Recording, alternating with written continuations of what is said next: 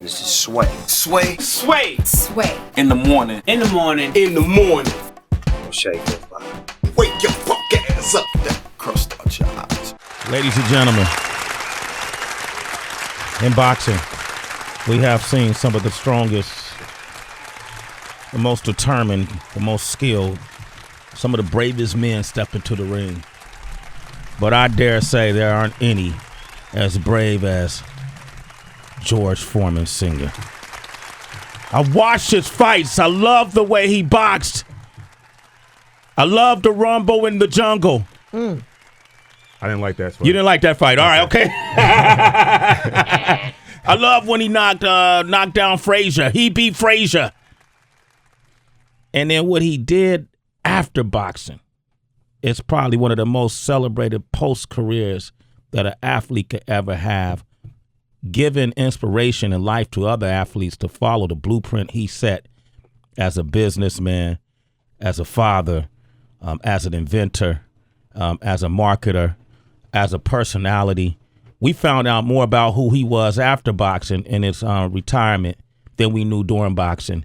Found out he was a lovable man and came back and regained the heavyweight title of the world. I'm talking about George Foreman.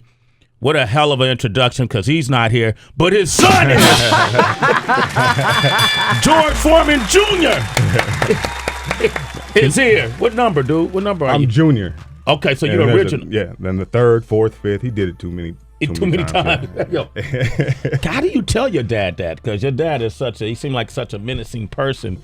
Like as a kid, you couldn't really defy him. He always says, I got hit by Joe Frazier, Muhammad Ali, Michael Moore, Evander Holyfield. He said, you name all your sons George too, if you know. He paid, he earned that, right? Yeah. Did he ever say who hit hardest? A guy named Ron Lyles. Uh-huh. He got knocked down, so many times in that fight, and he said he got hit so hard that he didn't feel it. He was just on the canvas. That's a hard hit. Yeah. What do you say about Ali fighting Ali? He always knew he could beat Ali, right? Yeah. But I look at it as, I have brothers, 6'5", 270. Yeah. But I'm their big brother, and so no matter what, I can beat them. And Ali was like a big brother, So, with the champions, they knew each other back in the day, like Sonny Liston, Muhammad Ali. They have this history before they even fought. Yeah. So there's a lot of things that go into that. Yeah. Yeah. When he first fought Frazier, man, he shocked the world. He knew he could beat Frazier then, walking into that ring. He was scared of Frazier. Really? Yeah. He always says when he looked into Frazier's eyes, he looked down because he didn't want Frazier to see his knees shaking, right? So so he was kind of looking down and looking up because he was so nervous because he just was scared of his left hook. Yeah. And so he went out and was doing everything so fast so he wouldn't get hit with that left hook. Wow. Holyfield, what was it like for him? Because Holyfield is like the machine that never stops. Right. That's why I told Holyfield the other day he got inducted to the Boxing Hall of Fame in Nevada, and I said, you hit my dad with 12 straight punches, man. That was cold-blooded, but he was so fast. Yeah. So fast. And so for my father to, being around him his whole life, and he's, 40-something years old, he can barely walk up the stairs to discipline kids and everything. When he gets in the ring with guys half his age and hangs in there, and then you get a chance to fight Holyfield, who was just an actual machine. Yeah. I don't know how he hung, but he did it. He did it, and he used to stand up in between rounds at 5 or something years, however old he was at that time. And I used to be concerned for him, like, man, how this man must have a strong heart, to better endure that, right? Definitely. I mean, he always said if he sat down on the stool, he couldn't get back up, so he just stayed standing. That's crazy. Yeah. Wow. Hey, George Foreman Jr. is here. And you hear to talk about the Manny Pacquiao fight against Chris Algieri, right? Algieri, yes, right. Algieri, November 22nd. That's taking place in China, which to me was brilliant when those fights start going to China, right? Because it seems like it's such a profit margin for you guys. China is just fertile ground. Chris Algieri, let's talk about him. Where is he ranked in all of this right now? Well, the thing about Chris Algieri, he's that guy that keeps on fighting people he's not supposed to fight. Yeah. And winning. So, he was never ranked, but you put him in there to get beat, and he beats the guy that, you're supposed to match up. So he beat this guy named Provodnikov, the Russian Rocky. You know, yeah. I know who he is, man. I do fought this. Timberlake, exactly. Yeah. He beat him. I said, what is going on? So he's always a spoiler, right? So no one ever wanted Chris Algieri to be in this limelight, but he's like, that's your plan. You know, I'm gonna beat everybody that they put in front of me. Yeah. And with boxers today, they all have these managers that don't want them to fight certain people, and he's not like that. He's a spoiler. So he got himself in this position, not as a rank fighter, but as somebody that beats everybody in front of him. So let me ask you this, because we all know the fight that everybody wants to see is Manny Pacquiao and Floyd Mayweather Jr.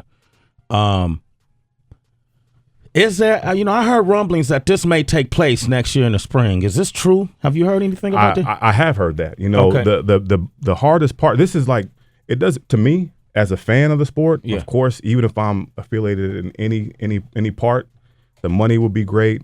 But this is like the Celtics and the Lakers, Ali and Foreman. Yeah. When it's all said and done, it doesn't really matter who won. It's about, did it take place, right? Yeah. And you want that. You want to be a part of that history. You want to be a part of that event. So I'm hoping for it. But my understanding is now the networks, Showtime and HBO, are willing to work together to get it done. So that would be crazy. I mean, it's been done with, Tyson and Lennox Lewis. Yeah. They did it before, so it could be done again. It could be done again. November 22nd, Manny Pacquiao stepping back in the ring. Will he ever fight? Like, I don't want to dismiss this guy, Chris Algieri. Yeah. Because he's a tough competitor.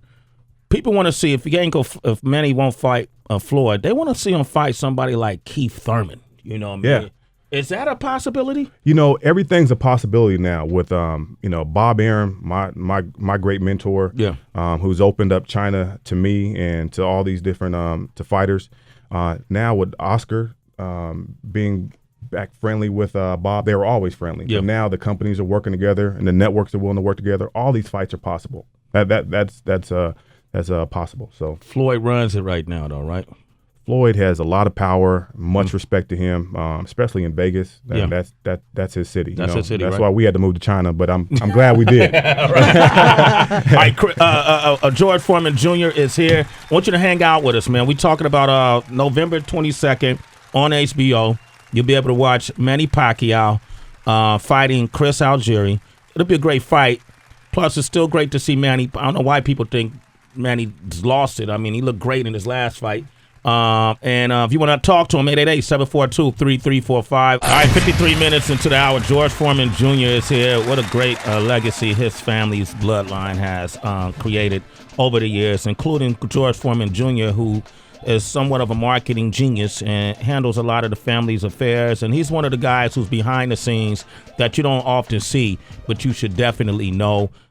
You got in, obviously because of your father, but you really navigated through the business of boxing. What made you decide to take that route instead of going into the ring yourself? Well, me and my father would always watch NBA basketball games, and he'd always train me in boxing. And one thing profound happened. He went broke. And when he was training me, he had to go back to boxing himself. And so he didn't want anybody else training me. And he said, I want you to play college basketball one day. So I didn't even think about boxing, but I was always around his big fights, always around Bob Arum. I used to sit in the corner while they were talking these big deals, HBO deals, act like I wasn't listening. And then one day, we're in the consumer products world and we're in the business world. And then Bob Arum calls and says, hey, George, I want you to get into boxing. And it's been a natural fit with HBO executives that my father used to work with, commentate with, but then fight before that. It just it was meant to be, but still, I love that consumer products world and the business world also. How much money did that George Foreman grill generate up until this point, would you say? I'll say this, that they sold over 100 million grills. So that's so you could really add that up. That's why you. What was the price point? Yeah, I didn't take math in college. What was the price point? Like, what was it being sold for? Different price points. So when I was working for the grill company, we had 35 different SKUs of the Foreman grill. Wow. So I worked in launching them in different countries, different price points in China. So some are $99, some are $59, some are $120. We had different retailers. They had everything. Tens and twenties of billions of dollars. Yeah, man. Oof. Man, dude, can I get a job? Yo, listen, if you need somebody over there in China, just to kind of bring that awareness, be that conduit from the States to China, man. Have the B and me, we're here for you. I just want to say that. I'm 2 steps ahead of you. You know, we need to create some events out there where, you know, I can't do what you do. Just the way you describe things, the way you put things together. We need you over there. Let's go, man. Yeah. Look, let's get some artists over there, the ones that are clean. Yeah. All right. Monty is on the line from Atlanta. Go ahead. You have a question? Yes, sir. My question is how much do you think boxing has progressed from back then? We got all the great legends all the way till now. Well, boxing is always going to be boxing. It's going to have its ups and downs. I say this, you know, my father, he fought for his mother, to get his mother out of the projects, right? And then when he went broke again the second time, he fought for his kids to have an education. So now there's not, you know, now these big 6'4" guys, they're defensive ends in the NFL. Yeah. They're not fighting for anything. You know, that, you know, people are giving them stuff. So that's a good thing. You know, we don't, you know, we always want heavyweights, but heavyweights come from hunger and a lot of pain. So that's a kind of a good thing that we don't have so much of that. Yeah. But I think one day we'll have the heavyweights back. But on the lighter divisions, man, we have some athletes and they can fight. I mean, they can definitely fight. All right. George Foreman Jr. is hanging out with us November 22nd. Don't forget HBO. Manny Pacquiao is fighting Chris Algieri. It's going to be a good fight. He's 20-0, right? Algieri is 20-0. 20-0. So he's never lost a fight. So make sure you check that out.